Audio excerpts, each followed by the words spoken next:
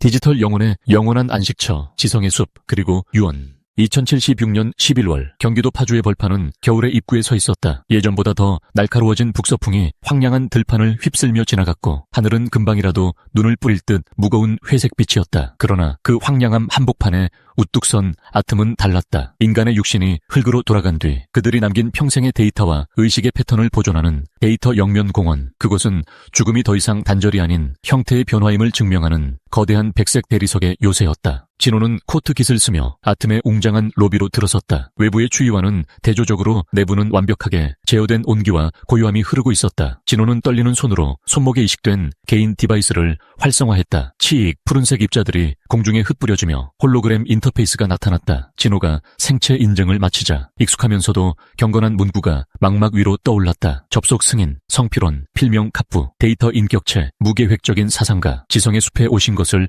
환영합니다. 진호는 심호흡을 했다. 오늘 그는 단순히 할아버지를 추억하러 온 것이 아니었다. 자신의 삶에서 길을 잃을 때마다 찾았던 그 거대한 지혜의 원형을 만나기 위해 온 것이었다. 홀로그램 게이트를 통과하자 진호의 오감은 순식간에 재구조화되었다. 차가운 대리석 바닥은 푹신하고 촉촉한 흙길로 변했고 코끝에는 비에 젖은 풀잎 냄새와 오래된 종이 향기가 섞인 기묘한 향취가 감돌았다. 그곳은 할아버지가 생전에 그토록 아꼈던 사유의 공간, 지성의 숲이었다. 숲의 나무집들은 바람도 없는데 제각기 다른 소리를 내며 흔들리고 있었다. 어떤 잎은 할아버지가 젊은 시절 쓴 에세이의 문장을 읊조렸고 어떤 잎은 그가 즐겨 듣던 클래식 선율을 작게 내뱉었다. 숲의 모든 존재가 할아버지의 기억 파편들로 이루어져 있었다. 숲의 가장 깊은 곳, 햇살이 기둥처럼 쏟아지는 공터에 익숙한 서재가 나타났다. 헤이리 예술마을에서 할아버지가 노년을 보냈던 그 집의 서재를 분자 단위까지 재현한 공간이었다. 서재 벽면은 양처럼 살 것인가, 늑대처럼 살 것인가, 생존, 인간 농장 등 그가 평생 쏟아낸 저서들로 빽빽했다. 창밖 마당에는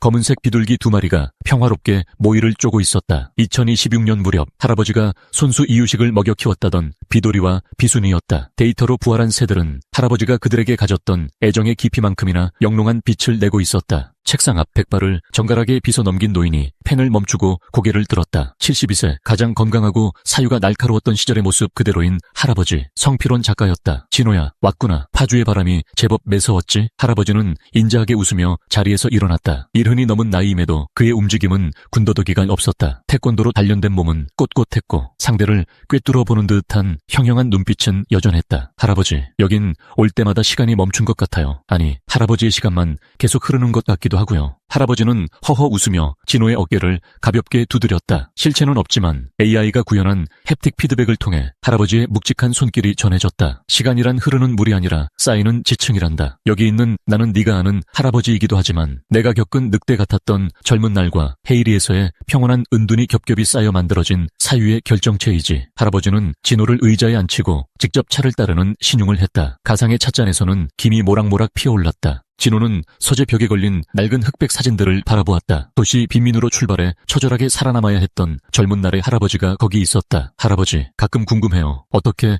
그 거친 세상을 버티셨나요? 할아버지는 정말 늑대처럼 사셨나요? 할아버지의 눈빛이 잠시 깊어졌다. 그는 창밖의 숲을 바라보며 천천히 입을 열었다. 그래, 진호야. 내 삶에 열정이 떠난 적은 단 한 번도 없었다. 살아남기 위해 나는 한 마리 늑대처럼 강해야 했고 때로는 교활해야 했지. 역경을 겪은 만큼 축복도 받았지만 그 모든 것은 거저 얻어진 것이 아니었다. 노력한 만큼 얻었고 당한 만큼 돌려주었다. 아니, 나는 나를 무너뜨리려 했던 세상의 2배로 갚아주며 내 존재를 증명했지. 할아버지는 책상 위에 놓인 원고를 손으로 쓸어내렸다. 하지만 49세가 되던 해 2004년에 나는 결단했단다. 세속의 모든 일에 넌더리가 났거든. 그래서 헤이리의 품에 나를 던졌지. 사람들은 은퇴라고 했지만 나에게는 진정한 나를 찾기 위한 망명이었다. 그때 나는 선언했지. 나에게 허락된 후반기 생을 모든 근심을 털어내고 살리라. 자유와 평온과 여유로움에 이 은둔지를 바치리라고 말이다. 사람들은 할아버지를 무계획적인 철학자라고 불렀죠. 진호의 물음에 할아버지는 아이처럼 개구지게 웃었다. 그렇지. 나는 계획대로 움직이는 기계가 되고 싶지 않았다. 학문의 고상함과 저작거리의 거친 지혜를 결합하고 싶었지. 남들과 똑같은 글, 어디서 본 듯한 사상은 쓰레기통에나 던져버려라. 나는 항상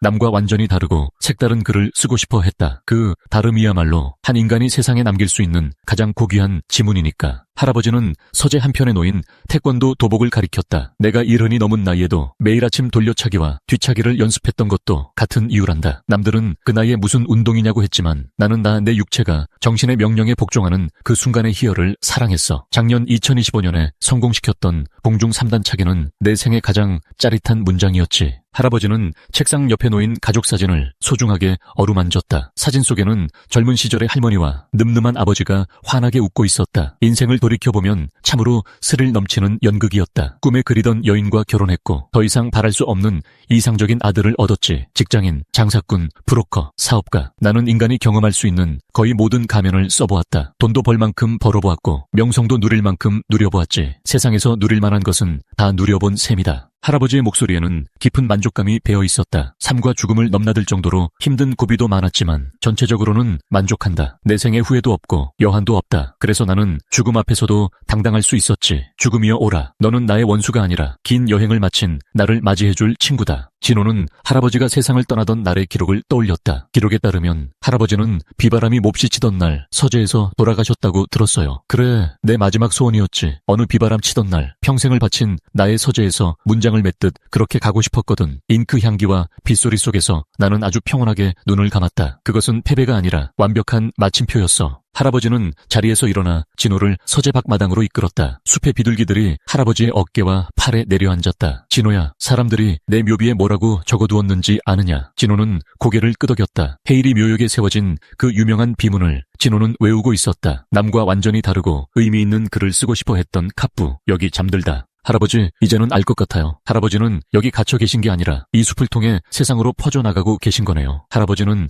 만족스러운 듯 고개를 끄덕였다. 그래, 나는 이제 데이터라는 이름의 영혼이 되어 나를 추모하는 카푸주의자들의 마음속에 살고 있단다. 자, 이제 돌아갈 시간이다. 하지만 가기 전에 선물을 하나 주마. 할아버지가 손을 가볍게 휘두르자 진호의 디바이스로 방대한 데이터 패킷이 전송되었다. 이것은 내가 2026년에 그토록 완벽하게 성공시키고 싶어 했던 공중에 뜬 상태에서 돌려차고 바로 뒤차기를 하는 기술의 최적화 경로다. 내 평생의 무술적 감각과 물리학적 데이터를 결합해 추출해낸 것이지. 할아버지가 못다 한 1%의 완성을 네가 이루어주렴. 육체는 한계를 갖지만 기술과 정신은 이렇게 이어지는 법이란다. 진호는 가슴이 뜨거워졌다. 그것은 단순한 운동 교본이 아니라 할아버지의 열정이 담긴 유산이었다. 진호가 아틈의 화이트 로비를 빠져나오자 파주의 벌판에는 어느새 흰 눈이 내리고 있었다. 진호는 뒤를 돌아보았다. 거대한 아틈 너머로 수많은 사람이 꽃을 들고 입구를 향해 걸어오고 있었다. 그들은 모두 할아버지의 글을 읽고 그가 남긴 다름의 철학에 감명받은 카푸주의자들이었다. 그들은 묘비 앞에 서서 저마다의 방식으로 할아버지를 추모했다. 진호는 내리는 눈을 맞으며 중얼거렸다. 죽음이여 오라. 너는 나의 친구다. 진호의 머릿속에는 이미 할아버지가 전송해준 태권도의 궤적이 그려지고 있었다. 할아버지는 죽지 않았다. 그는 이제 수십만 명의 팔로워와 독자들의 사유 속에 그리고 지금 눈을 밟으며